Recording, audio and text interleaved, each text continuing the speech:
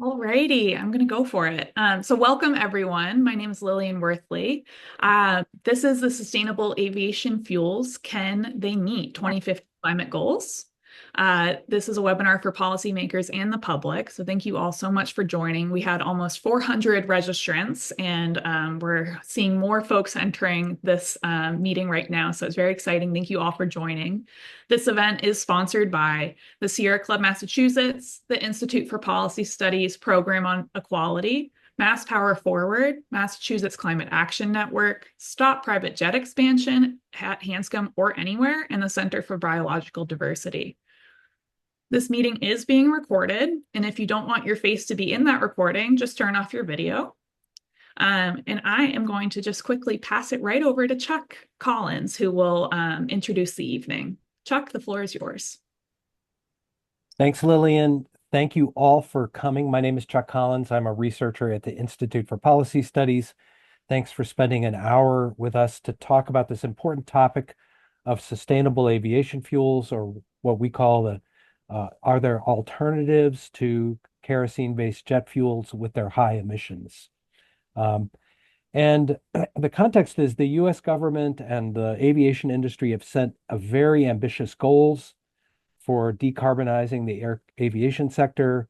Um, there's a goal to reach net zero carbon emissions by 2050. And at the same time, the aviation industry globally is projecting huge growth, almost a doubling of activity. And the primary pathway to achieve that goal, that emissions reduction goal, is predicated on sustainable aviation fuels, what people call sustainable aviation fuels, what we'll call alternative fuels. Um, and you may have seen, I have a slide here, just in November, um, there was the first transatlantic flight using 100% sustainable aviation fuels um, by a commercial airline, Virgin Atlantic. It flew from London Heathrow to JFK in New York City using biogenic fuels, basically waste fat and plant sugars. And you could see Sir Richard Branson there, the founder of the Virgin Group, was on the flight. And at a seminar last week, next slide, Sir Richard was reflecting on this flight. And he said, the world always assumes it can't be done until it's done. So the spirit of innovation is getting out there and trying to prove that we can do things better for everyone's benefit. And about that Flight 100, he said, now that we've shown it can work, it will take industry and governments to make it an everyday reality. So there's Sir Richard sort of projecting that technological optimism and bullishness. So a lot is riding on the decarbonization of the aviation sector and these sustainable aviation fuels. But what technically are we talking about when we talk about alternative fuels? And that's really one of the questions that we're going to look at. And we want you to be, when you hear the phrase sustainable aviation fuels, we want you to be critically thinking, well, what does that mean? What are the types of sources of those fuels? Next slide. We want you to be like a consumer in a store where you see natural foods and you say, well, natural foods, what does that mean? It means you kind of have to get in there and really understand the ingredients. Um, and one thing about our program tonight is we are truly a group of independent researchers and presenters.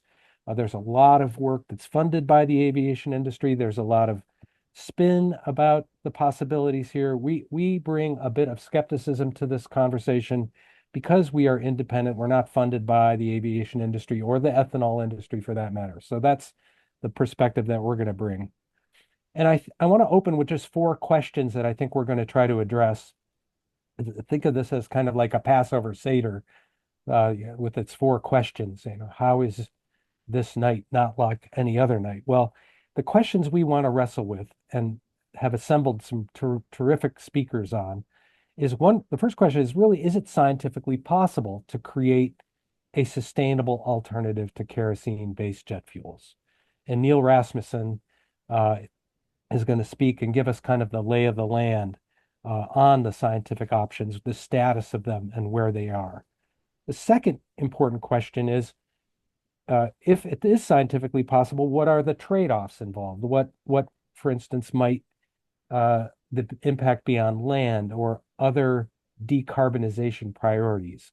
And we have Dan Lashof from the World Resource Institute, who's done a lot of thinking about sort of food versus fuel and the trade-offs involved in creating aviation fuel.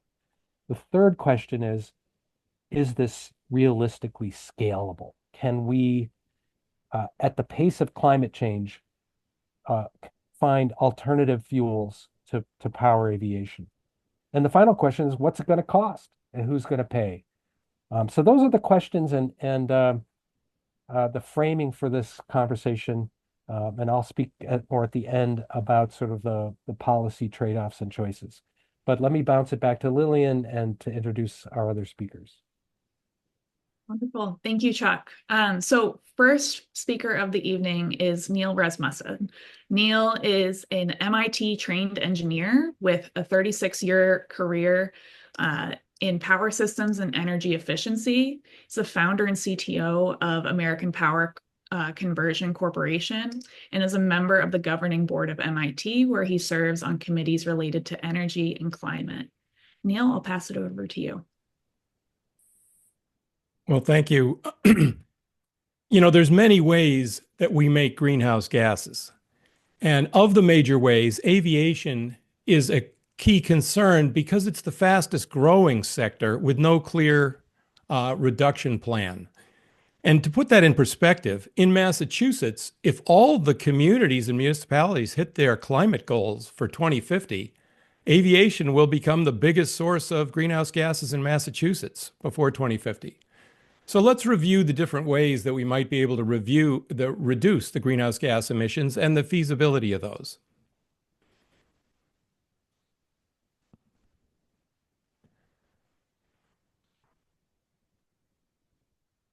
So we're going to talk about the alternative aircraft fuels, and starting with the baseline of petroleum, jet fuel, and then talk about electric, hydrogen, and what we call sustainable aviation fuels. Now, all of these electric and hydrogen also are considered by many as sustainable fuels. But when people think about getting a gallon of sustainable fuel today, they're typically talking about biofuel SAF. And we'll talk in detail about what that is a little later. Oops. So fossil jet fuel generates 3.16 tons per ton of jet fuel. And that's the CO2 that's generated. But CO2 is not the only greenhouse gas produced by jets. It turns out that there's other factors that are emitted by jets that contribute to the greenhouse effect. And when you consider those all taken together, it approximately doubles the CO2 content as terms of its contribution to greenhouse gases. So we can look at the CO2e, it's called, or equivalent, CO2 equivalent, which is the greenhouse gas metric. It's about 6.32 tons per ton of jet fuel. And a Boeing 737 with about 6 tons of fuel for a 2-hour trip makes 38 tons of CO2e. Now, this is very confusing to a lot of people because how could we put in 6 tons of fuel and end up with 38 tons of greenhouse gases? And one of the reasons for that, the core reason, is because the carbon that's in jet fuel is bound up with a lot of hydrogens, and it sheds those and trades them for oxygen that it draws out of the atmosphere, and essentially trades up its weight. And because oxygen weighs 16 times what hydrogen weighs. So it's confusing to understand, but you make much more greenhouse gases than what was the weight of the original jet fuel. Very interesting problem. So what about batteries? We hear about that a lot. And the core problem with batteries is they weigh 20 times the weight of jet fuel for the same energy. And there's no known way to increase this density because these batteries are based on lithium. And if you look at the periodic table, there's no lighter element than lithium that's metallic on the table. So there's no way to make any lighter battery. And so this means the range of such jets would be quite limited because the fuel is a significant fraction of the total weight of a loaded jet aircraft. And so if you took a jet design and tried to design a long distance jet at 3,000 miles for fossil fuel and tried to convert it over to battery, you're only going to get like 200 miles. And so this is a severe limitation that means these flights can never replace long-haul jets. And the greenhouse gas contribution depends on the source of electricity.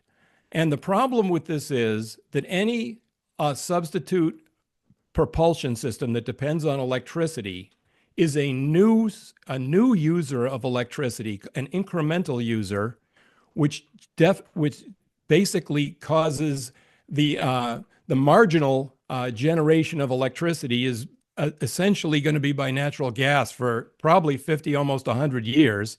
So all of these kinds of things all these kinds of uses that depend on electricity are really not going to provide a benefit until the entire electrical grid is completely decarbonized. So we can't replace long-haul jets with these anyway. And even if we could do short-haul jets, they're not going to save greenhouse gases until such time as we completely clean the electric grid. So what about hydrogen? This is interesting. Hydrogen is the purest, cleanest fuel when it burns, which is wonderful. But the problem we have today is our only source of hydrogen is by breaking up natural gas, which a process that produces a huge amount of CO2 and generates greenhouse gases as a process. And therefore, making hydrogen itself is a giant contributor to greenhouse gases today. Now, it's possible to make hydrogen by breaking water by using electricity, but this is a very inefficient process, and we have no idea if it's ever going to be efficient at all. And even so, even if we were to make hydrogen, it's got less energy per gallon than jet fuel by a factor of 3. And that doesn't even include the problem of trying to store it, which requires tanks, even on an airplane, that, for example, have to be able to withstand negative 253 degrees C and extremely heavily insulated and so on. So that the ability to put tanks on airplanes that hold enough material to allow you to travel a long distance is really, there's no feasible solution for that. And furthermore, even if we built those, the jet engines that would be required are completely different than the ones we have today that burn jet fuel. So they can't replace long-haul jets. They require a carbon-free electricity, and they depend on a bunch of technologies that are not likely to exist at scale before 2100. So this is also something that's sort of like in the lab, or you could talk about it, but it's not really going to be a practical solution. Now we get to sustainable aviation fuels, which are those fuels where you can basically, pump it into the jet, just the same jet without modifying it. And the most interesting of those is called e-fuel, or synthetic jet fuel. And you create this jet fuel from scratch. You build the fuel from its component atoms by taking carbon directly from the air, by direct air capture, taking hydrogen from water, putting a whole bunch of systems of catalytic and chemistry systems together, and sort of synthesizing jet fuel directly from its constituent parts. And of course, this has a huge amount of energy involved. And you have the problem where the grid must be completely decarbonized before this makes any sense at all, and which requires wind, solar, and nuclear at a scale that's certainly unlikely to be there for 2050. And even by 2100, we're not confident. And what's cool about this fuel, of course, is, the creation of the fuel absorbed carbon from the air, and then you go burn it in a jet. And of course, you make CO2 when you burn it in a jet. You make CO2 when you burn it in the jet, but you absorbed that CO2 when you made the fuel. So it cancels out the CO2 you make when you burn it. And this is basically something that's in the lab today, and people make like a cup of fuel or something like this now and then. But again, the processes are unknown, extremely inefficient, requires, again, carbon-free electricity at a massive scale, and it depends on technologies that are frankly unlikely to exist before 2100. So this is certainly not a 2050 kind of solution, which leads us to biofuel, which we're already making today, and your gasoline has a component of it made of corn-based ethanol. It's not petroleum exactly, but it does burn. And what these are is they're fuels derived from oil-based fuels derived from crops, which could be soybeans or corn, but you can even get it out of woody crops, like even wood can be used to generate fuel. And of course, there's waste sources like cooking oil and so on that are much closer to jet fuel, and it takes less energy to make them into jet fuel. But this is an issue because this is a lot of cropland to make this fuel. It does require energy for processing it. Like, for example, to take a log and turn it into jet fuel is a lot more work than taking oil that's pumped out of the ground and refining it into jet fuel. And the greenhouse gas benefits are quite controversial due to the land use changes and other factors, which I'll talk about a little later. And the EU has actually ruled against the use of certain crops to make jet fuel and has banned it because they understand that it doesn't make sense, like in the EU, to start taking food crops and converting those over and using them for jet fuel. So this is the most feasible near-term solution. We actually know how to do this. They are building some plants to do this today, and in some airports, they blend a tiny bit of this into jet fuel. No planes run entirely on this, like you heard that one plane did in that demonstration. But they do blend a tiny bit of it into jet fuel at certain airports. So what is the requirement for this biofuel sustainable aviation fuel? As I said before, a typical passenger jet is 6 tons for a 2-hour trip, and this fuel, the biofuel, is just as good as jet fuel for burning. It's just as efficient and doesn't require any more space or weight. But it does require 4 acres per ton to make this to make sustainable aviation fuel. And a single flight consumes 6 tons of SAF, and that translates to 24 acres for a year. If you just have a single flight consumes 24 acres for a whole year, because you have to grow the crop for a whole year, and then you get 1 flight out of it, which is, when you look at it, this is a tremendous amount of land use, because a typical 737, for example, can fly like 1,500 flights per year or more. So that's 36,000 acres per year just to make the sustainable aviation fuel for a single 737 for a year. And the whole worldwide use of such fuel is projected at 500 megatons per year. So you can do the math and you get like 2 billion acres are required to grow this fuel. And it turns out today on the earth, the arable land that we cultivate is only less than 5 billion. So this is a big chunk of our arable land that we're talking about. So what are the benefits? And because this is the most practical thing that people are really talking about. What are the benefits? Growing the fuel removes CO2 from the air. That's a benefit. When you burn it, it makes greenhouse gases, but when you grow it, it sucks them up. This is a good thing. Another factor that people don't think about is the non-CO2 components of the greenhouse gases emitted are actually reduced somewhat compared to jet fuel. So it's a little better in that regard as well. But the costs are, it does make greenhouse gases when burned. The processing of it is much more complicated than refining oil, and those processes also generate greenhouse gases. It displaces food, and sometimes, and more commonly, it replaces forest, which is interesting. So let's look at the mathematical balance of all of this. Fossil fuel, as I said before, here we've got this greenhouse gases emitted by a jet, and it's 38 tons for a single flight. And now we talk about what do we get when we do sustainable aviation fuel. If we take it from cropland, you can see on the first bar here, it's a little better than the fossil fuel right off the bat.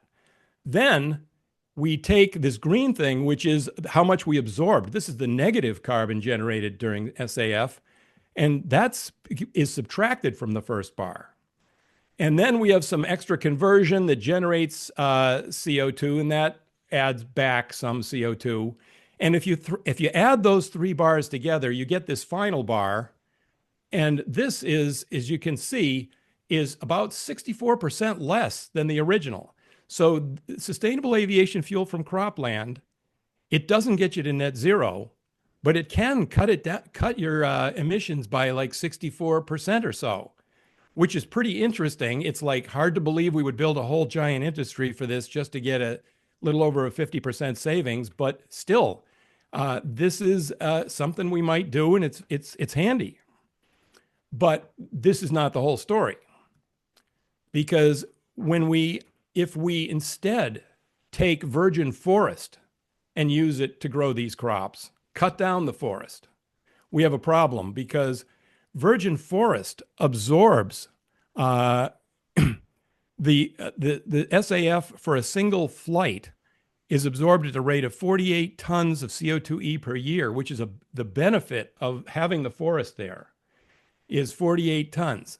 But I lose that benefit when I cut it down. And every year I gain that benefit. It's not just a one-time thing. I get it every year until I cut it down, and then I lose it every year. So I have to take that loss of the forest and add it to the bar. So if I take the bar of the gain I got, the sustainable aviation fuel, which was better than fossil jet fuel, and I add back in the loss I get now from destroying the forest, I get up here, which is 64 tons of CO2, which is actually 63% more than fossil. So the problem we have today is the facts are that when we generate new cropland, one of the most common ways we do it is cutting down forest. We don't just convert, people growing pumpkins or something and make sustainable fuels. We're cutting down forest to do it. And when we do that, it's much worse. Sustainable fuel is much worse than even jet fuel is. So basically the summary is, low greenhouse gas aviation, it's not going to be possible without a lot of unknown technological breakthroughs. And it's certainly not by 2050, and it's certainly not going to support long-haul aviation in the way that people imagine. And actually, what that tells us is really aviation alternatives are our best path right now where we can decarbonize. For example, converting all short-haul aircraft to high-speed rail would be a huge benefit, because if you look at the New England core, if you look at Boston, for example, a huge fraction is short-haul to Washington and New York and other locations that could be reached by high-speed rail. So this is probably our single best approach. But the other thing we definitely should do is stop allowing private jets and using up our available greenhouse gas budget on private jets, which are 10 times worse than commercial jets. Thank you. Thank you, Neil. I found that very interesting. Diane put in the chat, this is absolutely fascinating. I definitely agree with that. So thank you. We are going to move over to Dan Lashof. So Dan has been the director of World Resources Institute US for 7 years, during which he coordinated WRI's work in the US across climate, energy, food, forests, water, and the Sustainable Cities programs. This included overseeing work in the US climate team, which aims to catalyze and support just and equitable climate action by the federal government, states, cities, and businesses while promoting US climate leadership internationally. As of this month, he has retired as the director of WRI US, and he's now a senior fellow at WRI. Dan, I'll pass it over to you. Thanks a lot. Appreciate the opportunity to join this webinar. As Neil has made very clear, aviation is a genuinely hard to abate sector, perhaps the hardest to abate source of climate change that we have. So it is worth thinking about what the options are. And he also noted that unlike other sectors, under business as usual, it's expected to grow essentially indefinitely, certainly through 2050. These are some scenarios developed by the International Council on Clean Transportation, which are very useful. Again, he noted this, it has unique energy and power density requirements that make electrification impossible except for perhaps some short haul flights. There are companies working on that. And then it has this very high risk of taking the wrong course by using crop-based alternative fuels instead of truly sustainable fuels. I'm a little more optimistic about the potential to abate emissions from the aviation sector by 2050 with synthetic fuels and crop waste. I'll talk a little bit more about that. But this is also the ICCT view, which has what they call a breakthrough scenario. And indeed, we do need breakthroughs to make this possible. But from a climate perspective, we really do need to get to net zero emissions by 2050. So one way or the other, we've got to tackle this sector. So let me talk a little bit more about this issue of crop-based aviation fuel, which again, Neil has introduced very well. The areas involved are huge. I'll present it from a U.S. perspective. The U.S. has a goal of achieving that the Biden administration adopted called the SAF Grand Challenge, of producing 3 billion gallons. Again, I'll talk gallons rather than tons. Maybe just another way of thinking about these numbers that might be a little easier to keep in your head. So 3 billion gallons, that's about 10% of what we currently use in the US for aviation fuel. The Department of Energy has estimated that's by 2030, if we were to achieve that, it would be done about 70% using vegetable oils, both vegetable oil waste like used cooking oil, but primarily through soybean oil and other virgin vegetable oils that you have to grow, and maybe 30% by converting corn ethanol to jet fuel, which requires an additional process step. So it takes about 1.7 gallons of corn ethanol to make 1 gallon of alternative aviation fuel. So based on that scenario, it would require about 32 million acres of prime U.S. farmland just to meet the 2030 goal. The 2050 goal, which is to produce 35 billion gallons, or what about all of the projected aviation fuel demand in 2050, assuming demand grows relatively slowly. I think it could well be more than that. In that case, if we used corn ethanol to produce that aviation fuel, it would require 114 million acres, which is more than the total amount of corn that we currently plant in the US. If you did it instead by growing soybeans to grow soybean and using soybean oil, it would require more than 4 times as much land because the yields of soy are much lower than the yields from corn. So we're talking about a massive amount of land. And the aviation industry likes to say, well, we're not expanding how many acres of farmland were used in the US, so it's okay. We don't have to worry about this forest stuff that Neil was talking about. But the reality is that these agricultural commodities are global commodities. And so if we take food that's grown in the US out of the food market to make fuel, somebody is going to have either more people go hungry, or we have to replace those acres with expanded agriculture somewhere else in the world. And at least a significant portion of those expanded acres will come from deforestation. And the net effect is that these crop-based fuels actually do produce more greenhouse gases than petroleum fuels. So what are the potentially viable alternatives? One is biomass waste. So for every ton of corn that we produce, we also produce a ton of corn stover. That's what's left over.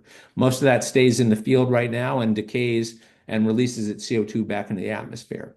We need to leave some of it in the field to protect soil quality, but a lot of it, millions of tons, over 100 million tons, in fact, could be harvested and used for energy purposes. That could be converted through a biochemical process or a thermochemical process. and you could produce a significant amount of SAF there. You can't produce 35 billion gallons of SAF through that process. There's not enough waste available, and there's also competition for that waste for other things like the industrial sector that also needs high density fuels. So that's a problem. There's e-fuel, which Neil mentioned, and here I would say I'm a little more optimistic. There are companies that are building pilot plants right now. One called 12 is building a plant in Washington State, 12 after the carbon after the atomic number of carbon. They have an advanced technology that makes it somewhat more efficient to do it. Their pilot plant will only make, on the order of millions of gallons, not the hundreds of millions or billions of gallons that we need, but it's a start. And I think, as Bill Gates said, people tend to overestimate what can be done in the next 2 years, but underestimate what can be done in the next 10 years. So I think with a real focus on e-fuels, there is the potential to meet a substantial amount of demand for aviation fuel with e-fuels. The it is true that it has to be made with clean electricity for that to be beneficial, and we need clean electricity first and foremost to replace the fossil fuels that we're currently using in the electricity sector. But again, I believe that is feasible by 2050 if we have the right policies to do that. And then the final option, which if Neil is right about how difficult it is to make e-fuels, it will play an even more important role is carbon dioxide removal. And this means compensating for the CO2 released by aviation by sucking carbon out of the atmosphere and securing it underground. And the perhaps surprising reality is that if you power that, again, you need to power that with clean energy. If you power that with solar energy, it would actually take far less land, as shown in this figure, than it would require to produce aviation fuel through growing crops. The reason for that is actually pretty clear. Solar cells convert somewhat more than 20% of the incoming solar energy into electricity. And crops, while they're absolutely essential, are very inefficient solar converters. They produce less than 1%. So you've got a more or less 0.5%. So you've got a big factor there. And then the conversion process of electricity to fuel or to propulsion energy is also more efficient. It's even more true for ground transportation, where we clearly need to electrify the fleet. But it's also true here in the aviation sector. The last thing I'll mention is just to put another number out there. What about used cooking oil and these waste oils, which is currently where some of this fuel is coming from? And the answer there is, unfortunately, there's just not very much of it. If we use all the available waste cooking oil in the US to make aviation fuel, it would produce less than 1 billion gallons. So that's less than a third of the goal for 2030. And we're already actually using all of that waste oil to make diesel fuel now to go into trucks. So you don't even get any benefit from doing that. So what do we conclude about what we should do? First of all, we do need more research. We need more technology development. But we really need to confront these land use issues in a more serious way and understand, given the finite amount of acres of arable land in the world and the multiple needs for decarbonizing different sectors, what is the best use of that land and what are the opportunity costs of using any of these approaches to produce aviation fuel. We have some research that'll be published soon that looks at a model that shows how the US can achieve net zero emissions by 2050. And if we don't account for these land use effects that Neil and I have been talking about, the model would select converting ethanol into jet fuel because the ground transport sector converts to electricity 100% by 2050 in order to get there. And so that would essentially free up the current ethanol capacity to make jet fuel. This wouldn't provide all of the needs for aviation, but it would convert the current 15 billion gallons of ethanol into about 18 billion gallons of jet fuel. So it would be a meaningful portion of the supply. But if you account for the emissions from the induced land use change, from taking those crops out of the food market and causing deforestation around the world, and factor that into the model, then what we should do as part of a net zero scenario is phase out our use of ethanol as we convert the ground transportation fleet to electricity. So right now we have tax credits that are available for aviation fuel, and they create a pathway for crop-based fuels to get a very generous tax credit of up to $1.75 a gallon. That would be for 100 reduction. They won't achieve that, but they could achieve some fraction depending on how you do the accounting. We need to do the accounting right so that crop-based fuels don't get a tax credit. Similarly, there's state programs like the California Low Carbon Fuel Standard that allow credit for aviation fuel. We should be strictly limiting the use of crop-based fuels in those programs. And as Neil said, we should be investing in alternatives to aviation, such as high-speed rail. And ultimately, we need to require that the airline industry either use true sustainable aviation fuel, like the synthetic fuels that we talked about, or compensate for the emissions from using petroleum. And that would internalize the cost of doing that into the price of airline tickets, which is what we should be doing, particularly given that it's richer people who fly, particularly if we're talking about private jets, but also on average for passenger jets as well. So I'll stop there. Thanks.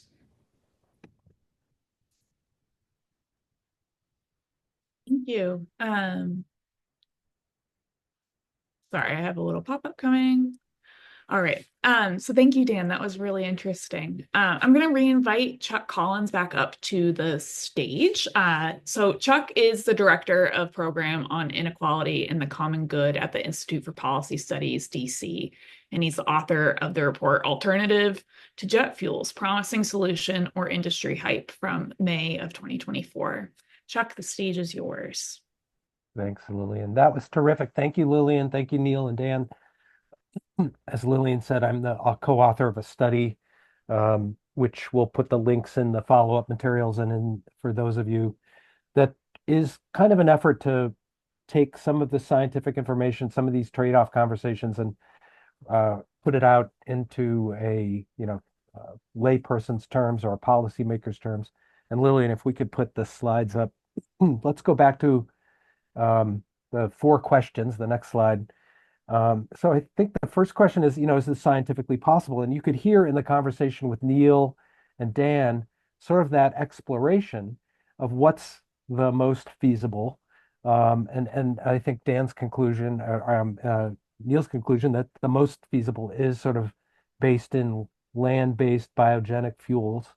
So then there's the question of trade-offs, and both Neil and Dan really got into the key issue of land use. But we've also really not really talked about other decarbonization priorities and sort of the competition there. And then the question of scale. So let's maybe look at the next slide. I think, as Dan said, both World Resource Institute and this is the University of Illinois have looked at, if we were to just meet current aviation demands using, crop-based fuels, we would use all the land currently in corn, plus somewhere from 20 to 40%. We in that formula, we should also be thinking about other sectors and other decarbonization needs. in terms of the question of scalable, the next slide, you heard Dan mention these numbers that in 2022, the US produced 15.8 million gallons. The projection is to go to 3 million gallons by 2030. Now, in 2023, we estimate the US produced about 26 million gallons, not even doubling the previous year. But to stay on track to meet the 3 million gallon goal would be an over 18,000% increase.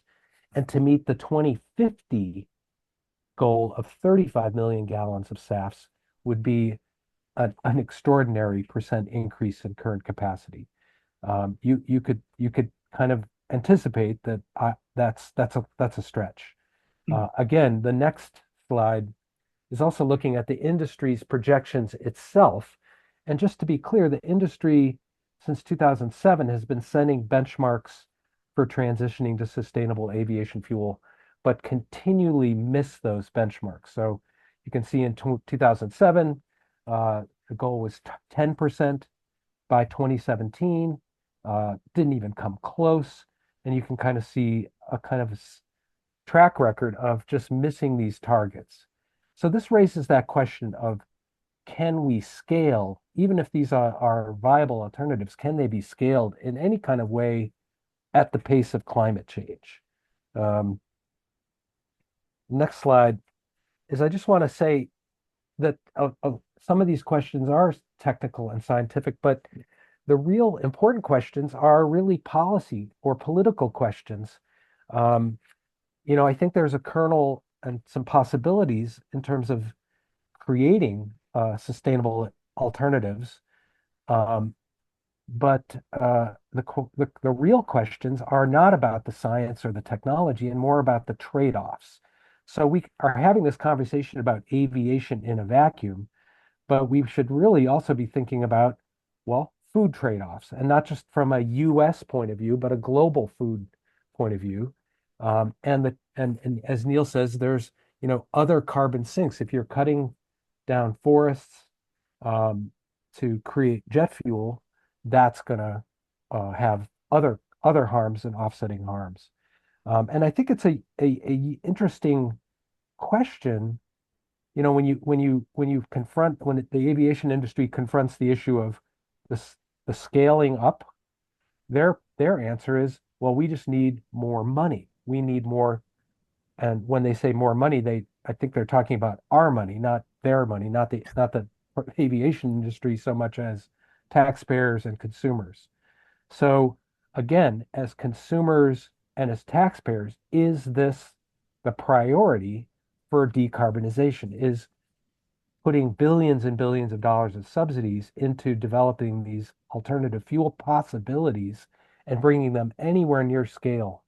How much would that cost? And we already know that the Biden administration and the FAA have begun to, put tax credits and other tools, to the tune of several billions of dollars.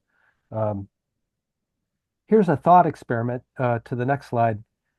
If we had millions of acres of prime farmland that were not needed for food production, what would be the best use of that land to mitigate climate change? And that's where preserving, existing forests and converting unused cropland to returning them to forest is actually one of the more important decarbonization strategies. And then think about other competing investments. Should we be using tax dollars for aviation or building retrofitting, ground transportation, regenerative agriculture? So I think when we get to the trade-off questions, all of us can weigh in on where the social priorities fall. So just to sum up, it's in the next slide, what are the other paths forward? Obviously, we want to reduce carbon emissions per passenger mile. We look forward to the report that Dan is going to put out in World Resource Institute, looking at how do you actually, reach some of these carbon reduction goals by 2050.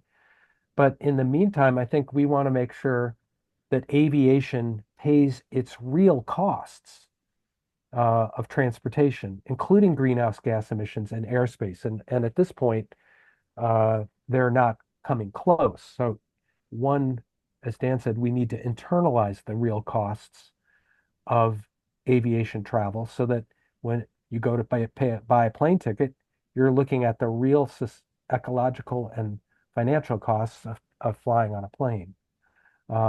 We want to reduce short hop flights and invest in high-speed rail. That to me seems like a much better use of treasure, whatever our tax subsidies and limited resources should be focused on ground transportation alternatives. Clearly curtailing the expansion of private jets, which within aviation is the fastest growing segment of that and the most polluting per passenger mile. And it's worth looking at what people are doing in Europe, where they're talking about how to fly less. Instead of frequent flyer programs, they're having levies on frequent flyers. It's one thing for most people in the middle class and upper class in the United States to take a couple flights a year to see, grandchildren who live in another time zone. But the frequent flyers are a small segment of the flying public, and they're the heavy users, and we're effectively, as a society, subsidizing them. So Europe is looking at pricing options that actually penalize frequent flyers to get people to change their flight behavior. So those are, I think, some of the pathways, and I think we want to quickly move to hear some questions that you all have in relation to this topic. Yeah. Thank you, Chuck. So like Chuck mentioned, we're going to move into a Q&A. Some of you have been putting your questions in the chat. Thank you. If some have popped up for you, please just go ahead and type it and we'll do our best to get to it. But we also want to make sure everyone's getting out of here on time. So Laura, if you wouldn't mind just spotlighting the rest of the speakers so we can get everyone up on the stage.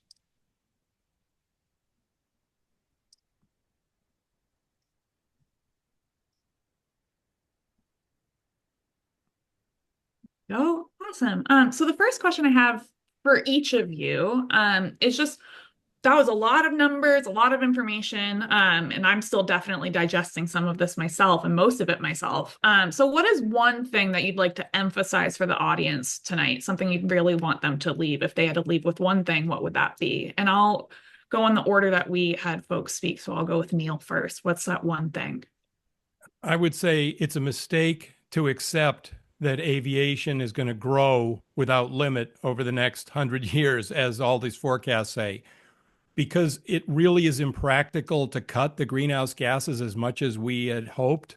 So we need to cut aviation. And the smartest way to do that is get rid of all the short flights and do what China did and build up a high-speed rail system. They just announced a train that goes 250 miles an hour between a couple of cities. So this is really our best solution. And of course, if we're going to decarbonize, and we're going to need, as I said, a decarbonized electrical grid in the world to do all this, we got to understand the scale we're requiring here. It's like you'd have to build 10,000 big nuclear power plants to totally decarbonize enough so that we could reliably use our excess energy to make jet fuel. Thanks, Neil. Dan, what's that one thing you'd want to emphasize for the My audience? one thing is it's a really dumb idea to turn food into jet fuel. And the aviation industry is doing a lot of greenwashing. If you've flown anytime recently, you may have seen United has Oscar the Grouch, who's talking all about how they're using food waste, but the reality is they're actually using virgin crops. Brutal. Thank you. Chuck. Yeah, I mean, I think based on our research, there is no scalable alternative to kerosene-based jet fuels that will move at the pace of climate change to offset these harms. And that we need to step back and understand it's not necessarily a question of science or technology.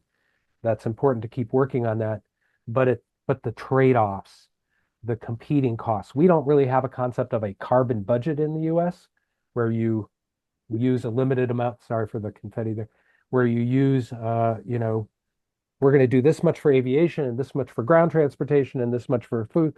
We can't have this aviation discussion in a bubble without looking at all the other trade-offs. Thank you. So moving on to some questions that we got in the chat. So this one's from Justine.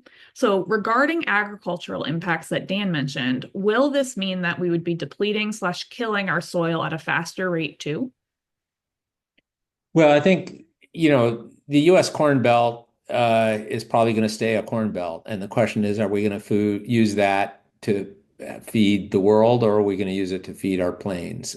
Because if we use it to feed our planes, what we'll end up doing is inducing tropical forests, which is where the extensive margin is in agriculture, to be cleared, depleting those, well, immediately releasing the carbon that's in the trees and then depleting those soils. Soils in the U.S. have already been significantly, the soil carbon content has already been significantly reduced, and that's a price that we've already paid. But we've got to understand that there's this opportunity cost, even if we're using this, even if we're not expanding those acres in the U.S., shifting that food to into the fuel market has a pernicious effect. Thank you. I will pass this to whoever wants to answer. So this is a question from Diane. So with the emerging administration, is there likely to be an incentive to seek efficient alternatives? I guess I doubt it. What we don't know is whether the incoming administration will retain the incentives for inefficient alternatives like biofuels. They're How they end up dealing with that is a little less clear because they've got the oil industry on the one hand whispering in one ear and the biofuels industry whispering in another ear, and I don't know who is going to win that fight within the administration. So I do think there's an opportunity to try to curtail potentially curtail the subsidies for crop-based fuels. Thank you. I'm trying to mark how many questions we should get to. Let's go with this one, which is from Darlene in the chat, which is how do we counter the aviation greenwashing? I could say that in England, they've actually outlawed advertising deception. And Lufthansa and a couple other airlines have been fined for publishing advertising that kind of implies that flying on their airplanes is a better environmental choice, and which is a form of greenwashing. And there's a link that we'll share to a CBS Saturday morning episode that I was interviewed on, where the Dallas-Fort Worth Airport is marketing itself as a net carbon zero facility. But they're not talking about the planes. They're just talking about the scope 1 and the scope 2, the building and the source of their energy. They're not talking about the 98% of the activity of emissions activity that comes from the planes. So I think we need to have a little more truth in advertising and require the airlines and the airports to stop confusing people and sending this ill-informed message that somehow this form of flying is green. Even the Virgin Atlantic Flight 100, it's important to understand that they used a tremendous year's supply of food wastes and other things to do one flight. So they wanted to create, a PR coup by having this one flight, but to replicate that, they had to do a new engine design and all that. It's not just easy to scale this up. So that I think taking on greenwashing as a sort of truth in advertising issue could be one of the things we deal with in the short term. Thanks, Chuck.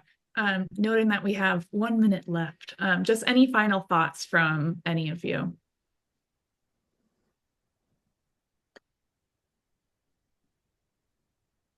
Well, I'll just say I think we should not accept the idea that it's impossible to decarbonize the aviation sector or the transportation sector as a whole. Definitely, we want to minimize flying, but for whatever flights do happen, we do need truly sustainable aviation fuel. And but it's we've got to be discriminating and make it clear that everything that's being called sustainable aviation fuel is much of it, almost all of it currently is anything but. Yeah, back to the phrase, just like natural food, if somebody said it was natural food, we should bring that kind of skepticism and inquiry that this conversation has brought. And I would just conclude that the greenest thing is to stay grounded, to not fly, obviously. And I think in 100 years, what we'll be looking at is synthetic fuels are going to have to be the way that we fly if we do continue to fly in this scale. And we're going to have to install enormous amounts of wind and nuclear power to be able to generate all of that. Thank you. So we are at time. Thank you so much for everyone for joining, and thank you to all of our panelists. I'm going to pass it over to Chuck since he is our maestro of the evening for sustainable aviation fuels, if he had any closing remarks for us. And I'm seeing a shake of the head no, so that's perfectly fine too. So thank you all for joining. We are going to be sending out the recording. We'll send out the slides and some additional follow-up information, links to those studies that we mentioned. If you found this interesting, please feel quite free to forward the information we send along to your legislators, to people who are making the decisions at levels of power. Thank you all for joining.